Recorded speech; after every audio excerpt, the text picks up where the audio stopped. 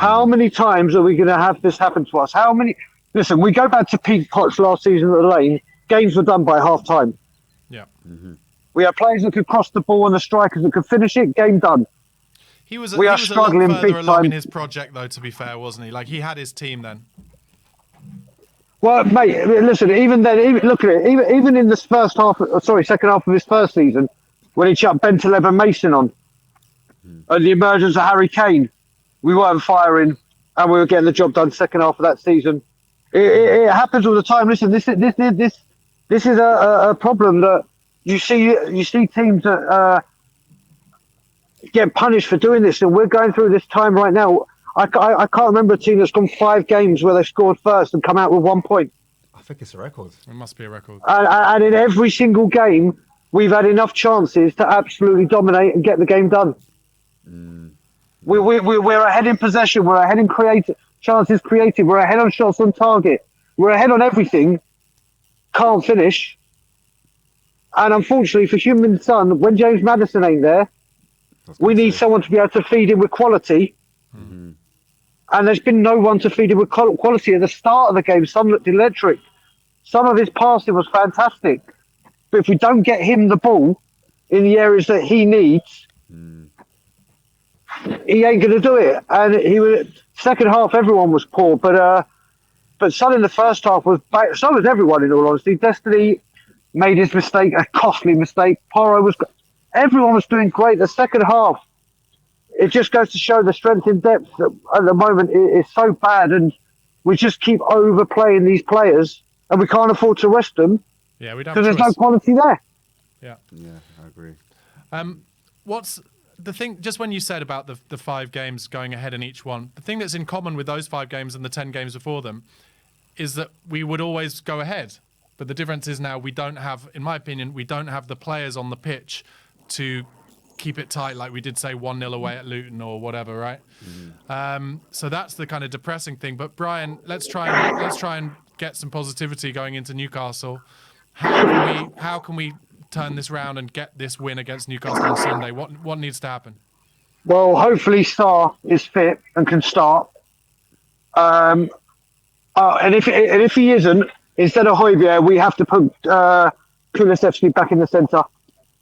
For Kulusevski back in the centre with Lo Celso, Page Johnson, even Richarlison. But today, I'm sorry, Kulusevski has been great for a lot of the times, but today, unfortunately, he's gone back to Dejan Predictability.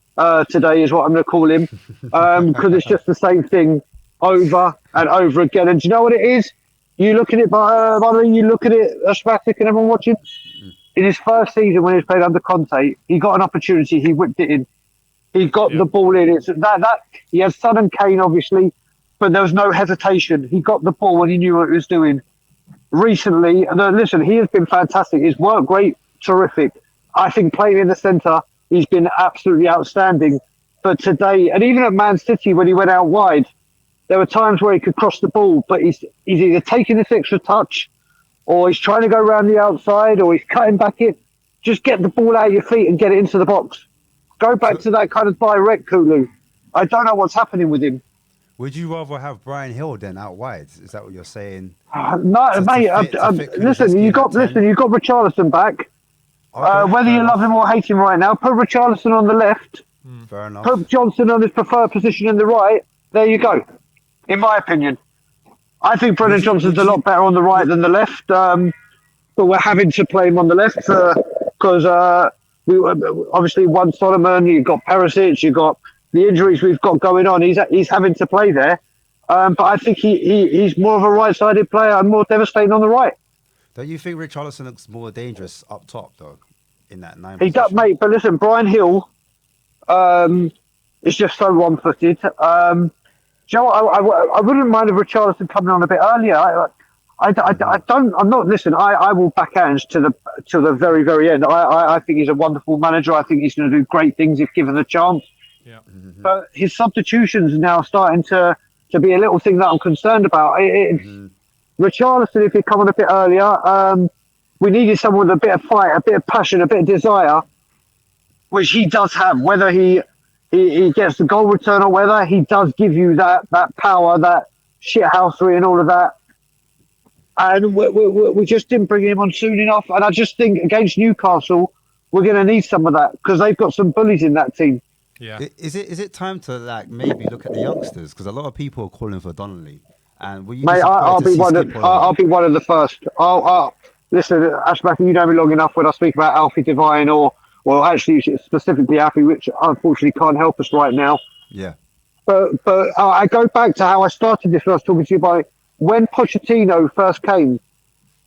When we had the bad eggs that he needed to rip out, people say about the youth and everything. He put Bentaleb and Mason in there.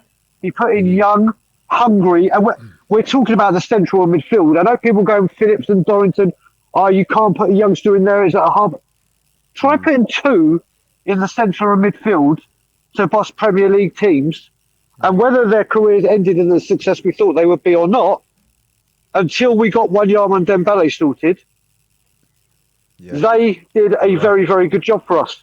So it does work. Not saying we should just chuck every single one of them in, but when Pochettino left, we lost out on Edward, Makawende, through the club and through Pochettino not thinking they're good enough. But we've just seemed to give up on youth. We talk about creating this pathway to bring them in, and then when we have an opportunity to bring them in, there's not a player that's a roadblock. We're making our own roadblocks. Oh, they're too young. We can rock their confidence. What happens if they come on and actually perform well? Why do a lot of Spurs fans go, oh, you can't come on, you might rock his confidence? Every team in the Big Six are playing youngsters, whether it's through injury or they've seen something and played it. What is wrong with our football club trying to give youth a go again?